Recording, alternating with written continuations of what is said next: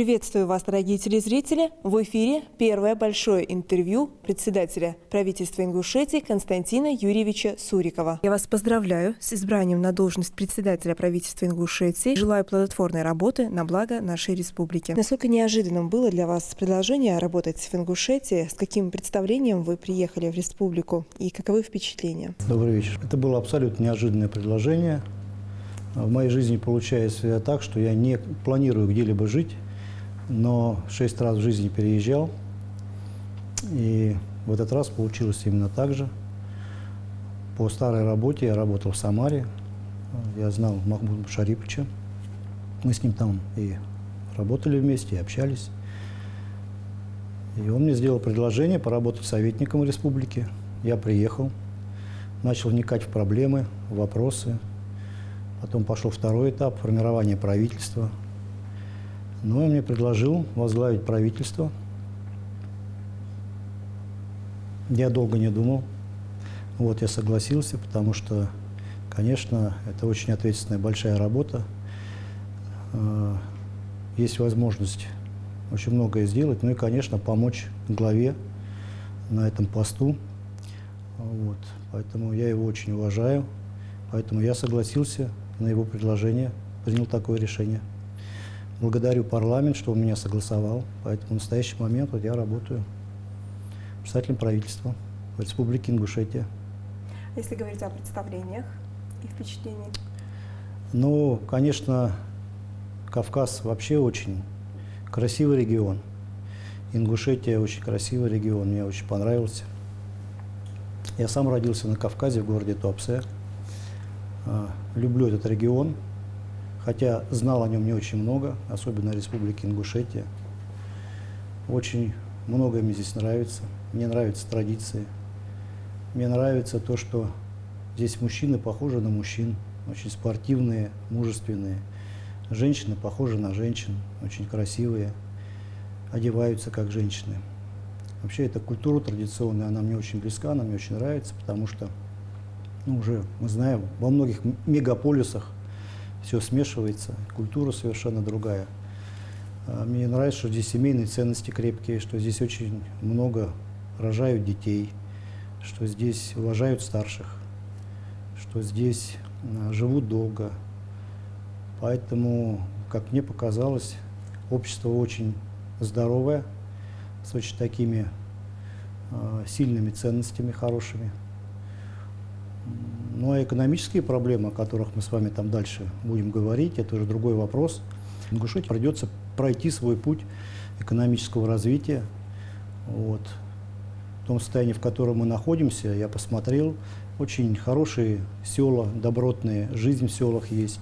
В отличие, например, от многих российских сел, к сожалению, там ситуация не такая здоровая, очень много сел и деревень находятся совершенно в другом состоянии. А здесь видно, что добротные дома, красивые ворота, хорошие садики, школы строятся, жизнь в селе есть. Поэтому, как мне показалось, ситуация здесь не совсем плохая, вот, даже с экономической точки зрения. Ну а чтобы ее сделать лучше, вот будем вместе с вами работать. У меня будет такой вопрос, вот, зная вашу биографию, у вас колоссальный опыт работы, и последнее это была банковская сфера. Вот после работы в банковской сфере, каково будет работать председателем правительства, скажем так, в реальном секторе экономики? Ну, любая ответственная работа, она сама по себе очень непростая, тем более такая, как председатель правительства. Все, что касается банковской сферы, так или иначе, она соприкасается со всеми видами деятельности. Это же кредитование юридических лиц, физических лиц. Ты должен понимать, как устроена экономика, как функционирует предприятие, как работает государственный сектор. Банковская система встроена в государственный сектор очень, очень плотно, тем более государственные банки. Мне пришлось поработать и в государственном банке, и в коммерческих банках. Поэтому хочешь не хочешь, сталкиваешься с реальным сектором экономики. Вот. Не в той сфере, конечно, столкновение идет социальными вопросами. А здесь, конечно, придется по ходу очень многое изучать, понимать. Поэтому любая новая работа, тем более такая высокая, она требует профессиональной подготовки. И поэтому приходится много учиться по ходу, изучать очень много сфер. Но вы прежде чем стать председателем правительства, месяц работали помощником-советником, сделали определенный анализ социально-экономического развития региона. Вы уже отметили положительные моменты, которые вы для себя отметили в нашем регионе. А вот если говорить о проблемах и в общем о ситуации. Ну, проблемы есть, конечно, в системе государственного управления. Это то, сейчас, чем мы занимаемся на первом этапе. Проблемы выражаются в проблемности бюджета, в его дефицитности. Региональный бюджет небольшой, он дотационный. Порядка 90% денежных средств финансируется из Москвы федеральным бюджетом. Проблемы в собираемости налогов, проблемы в занятости населения. Для того, чтобы эти проблемы решать, на первом этапе, конечно, нужно выстроить систему управления, то, чем мы сейчас занимались. И администрация главы, и правительство формировали органы управления, назначали на должности ответственных лиц. Помимо всего прочего, вы знаете, что у нас идет конкурс. Вот. Мы и традиционным способом пытаемся подбирать людей. И вот пытаемся через конкурс найти талантливых управленцев. Это касается и среднего звена, и низшего звена, и высшего звена. Это должности и министров, и заместителей министров. Поэтому такой конкурс в настоящий момент идет. Насколько я знаю, было подано порядка 3700 заявок. Вот, до 29 сентября первый этап закончится. Потом мы будем, вначале идет заочный этап, рассматриваются анкеты заочно. После этого произойдет отбор. Вот, и те, кто останется, они пойдут на научный этап. Там будет функционировать комиссия. До 1 ноября мы будем понимать, кто прошел этот конкурс, и будем уже предлагать те или иные должности тем лицам, которые вот в этом конкурсе победили. Поэтому первый этап – это формирование органов управления, выстраивание структуры управления, потому что мы что-то оптимизируем, что-то объединяем. Вот, работаем, конечно, плотно сейчас с Москвой, потому что, как я уже в докладе в парламенте говорил, одна из первых задач на первый, на второй месяц нашей работы – это не сбалансировать бюджет, понять проблемы бюджета, понять, где мы можем очень быстро принять какие-то решения, чтобы закрыть долги в каких-то отраслях, вот, выплатить какие-то пособия, в первую очередь, где это жизненно необходимо, все, что касается социальной сферы. Вот, поэтому занимаемся строительством системы управления. То есть, я так понимаю, проблемы региона, они связаны не только с недостатком финансовых средств? Ну, конечно, нет, конечно. И жизнь штука намного сложнее, чем наличие или отсутствие денег. И, конечно, система управления. Когда есть деньги, это хорошо, но многие вопросы и задачи решаются не простым финансированием, а просто надо уделять внимание тому или иному вопросу, бить в одну точку. Вот. Это же надо и работать по обучению персонала, по выстраиванию системы управления. Это вопросы, одними деньгами такие вопросы не решишь. Содержание строящихся социальных объектов бременем ложится на бюджет нашего региона. Да, у нас все еще есть проблемы в социальной сфере, но при этом еще необходимо наращивать доходную часть региона. То есть две задачи стоят. Вы выберете золотую середину все-таки в дальнейшем, или же какой-то определенной отрасли будет отдан приоритет: социалка или же промышленность? У нас нет возможности выбирать золотую середину. Мы обязаны заниматься одновременно и тем, и другим. Конечно, очень здорово, что есть национальные проекты, и что по всей стране, и в частности в Ингушетии, строится много этих объектов, и строятся очень хорошие объекты. Это и школы, и детские сады, и объекты спортивной инфраструктуры. Конечно, это ложится бременем на содержание регионального бюджета, но, тем не менее, это колоссальное благо. У нас появляются дополнительные рабочие места в садах, в школах. Это улучшает жизнь, качество жизни населения. И все эти денежные средства выделяет нам федерация, да, это большая страна, мы регион дотационный. И в данном случае, конечно, мы должны соответствовать, и мы должны наращивать одновременно свою налогооблагаемую базу, поэтому мы должны развивать реальный сектор экономики, одновременно заниматься и запуском заводов, и строительством новых фабрик и заводов, развивать сельское хозяйство. У нас колоссальный потенциал в развитии всех этих отраслей. У нас высокая безработица, у нас на рынке труда много даже профессиональных людей, которые могут работать в реальном секторе экономики. Поэтому мы, конечно, одновременно идем двумя путями. С одной стороны, занимаемся национальными проектами, а с другой стороны, пытаемся сосредоточить свои усилия на конкретных вещах. Это вот запустить те предприятия, которые у нас не работают. Вы знаете, у нас и картонажная фабрика, и комбинат детского питания, и швейная фабрика.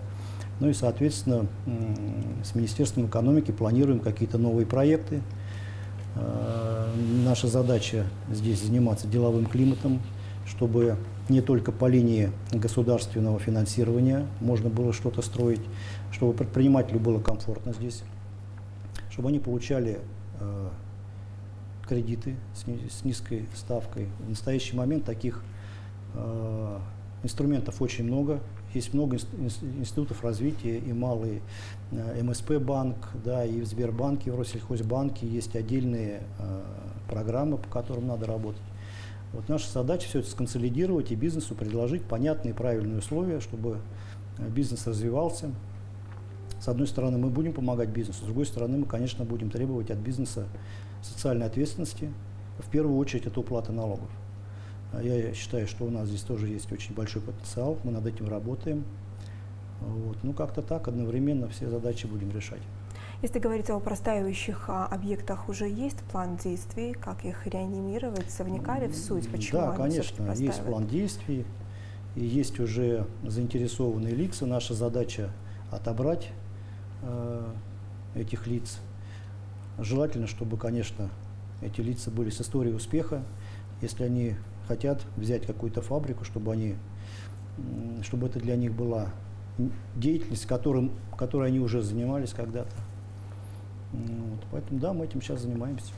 Вот сейчас проходит как раз процесс формирования правительства, он еще не завершен. Да? Вот кто формирует кабинет министров? Выбор назначенцев происходит коллегиально. Вы представляете Махмута Алиму Шариповичу кандидатов?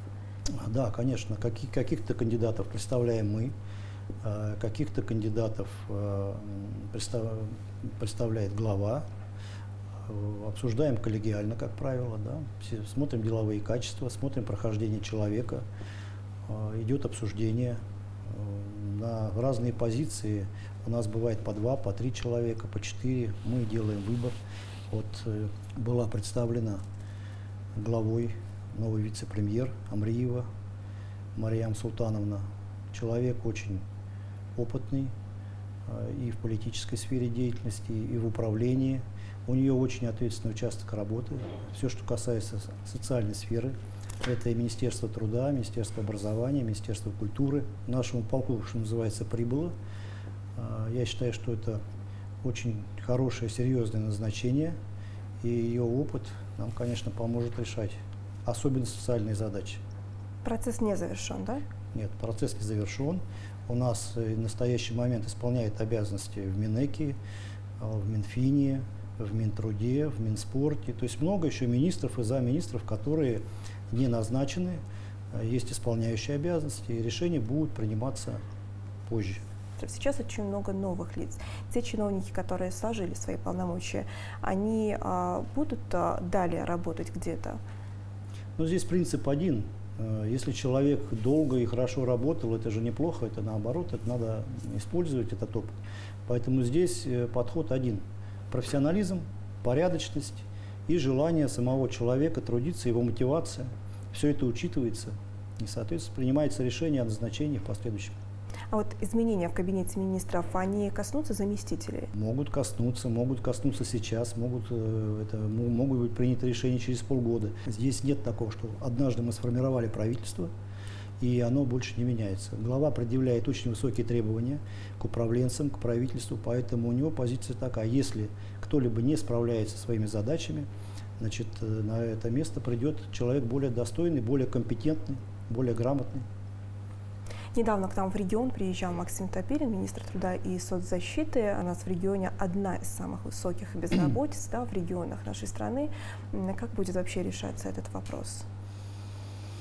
Проблема очень сложная. Это колоссальная проблема, с одной стороны. С другой стороны, это потенциал роста. Когда есть дешевая трудовая сила, это всегда возможность для запуска экономики.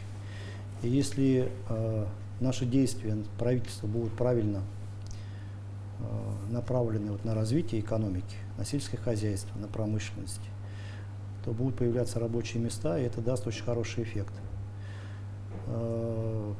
Новые садики, новые школы – это тоже рабочие места. Вся стройка, которая идет по линии национальных проектов, это строители. Да? Мы, конечно, будем обращать внимание на то, чтобы, если стройка идет, чтобы там работало не 2-3 человека, а как заявлено, 20-30 человек, чтобы эти люди были оформлены, чтобы они платили подоходный налог. Потому что подоходный налог поступает в региональный бюджет. С помощью этих денег мы решаем там социальные задачи.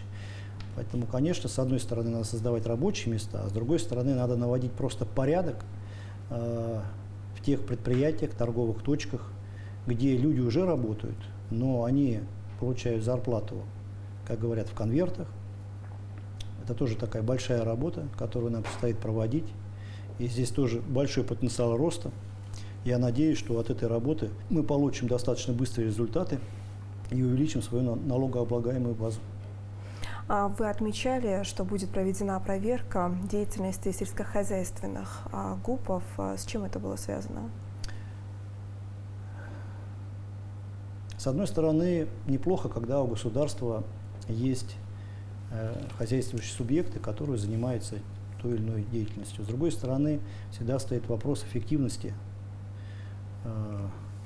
этих субъектов. Мы смотрим, мы проводим сейчас аудит, и мы видим, что, например, 2 предприятия, частное предприятие дают 50 центнеров с гектара, а рядом находится ГУП наш, и он дает 8-10 центнеров с гектара. Конечно, это повод задуматься, почему это происходит. Вот. Либо это на самом деле какие-то объективные причины, либо это причины плохого управления. Поэтому наша задача сделать аудит, понять и наладить работу так, как она должна быть налажена. И если мы видим, что это требует чрезмерных усилий, что мы не сможем этого сделать, мы будем просто передавать это в частные руки, передавать в аренду, продавать для того, чтобы это работало так, как это должно быть. Это очень большая работа по всем направлениям деятельности, поэтому и эта работа не только правительства. Конечно, это работа муниципальных образований, глав, населения, потому что мы можем осилить только вместе. Если мы все вместе будем платить за коммунальные услуги, если мы не будем мусорить, да, если мы будем правильно ездить по дорогам, если мы вообще станем более организованным обществом во всех сферах деятельности, не только в системе государственного управления, а на всех уровнях, только тогда будет эффект. Одни мы что-то сделать, конечно, не сможем. Нам нужна поддержка населения, поддержка глав муниципальных территорий. Поэтому порядок всегда надо наводить всем миром. Вот. И мы надеемся на такую поддержку. Нам очень хотелось бы, чтобы наша работа была в сфере экономического развития понятная, прозрачная, не только для бизнеса, но и для населения. В том числе поэтому мы проводим это интервью. Конечно, основой для движения вперед является доверие к власти. Это доверие нужно заслужить, потому что только по делам могут оценивать, хорошо работает правительство, плохо работает. Не только глава нас будет оценивать, но и, конечно же, будет население. Мы будем обязательно о своей работе отчитываться, говорить о том, что у нас получается, о том, что у нас не получается. Мы будем в данном случае открытыми. Не только я, такое поручение дано всем вице-премьерам, министрам, чтобы они работали с прессой. Я считаю, что это очень важное направление. Мы должны разговаривать с людьми, должны быть открытыми, понятными. У нас должна быть обратная связь, мы должны очень быстро реагировать на какие-то проблемы, тем более, что республика не такая большая. Вот. Здесь не надо ехать или лететь 1000 километров, как, например, в районах севера, там, Урала, Дальнего Востока. Поэтому я думаю, что здесь можно организовать нормальную систему управления, обратную связь, вот, ну и вместе двигаться вперед. Константин Юрьевич, насколько нам известно, у вас супруга и 2 детей. Вы собираетесь перевести семью в республику? Ну, жена, конечно, приедет, но, к сожалению, вот сейчас она уже должна здесь быть, тут немножко сломала руку, попала в больницу. Желаем ей Да, здоровья. со мной семья переезжала много раз, но дети уже большие, старшая дочь у меня учится в МГУ на 3-м курсе, а младшая в 11 классе готовится к сдаче единого государственного экзамена, поэтому, конечно, они сюда приезжать будут, но приехать жить они, конечно, не приедут, потому что с вузами определились, где учиться определились, поэтому только вот с женой здесь будем, ну, как-то так. Супруге желаем скорейшего выздоровления, Спасибо. а дочери успешной сдачи единого госэкзамена. Я вас благодарю за то, что ответили на наш вопрос. Я напомню, мы общались сегодня с председателем правительства нашей республики Константином Юрьевичем Суриком. Спасибо, что были с нами, и до новых встреч в эфире национального телеканала.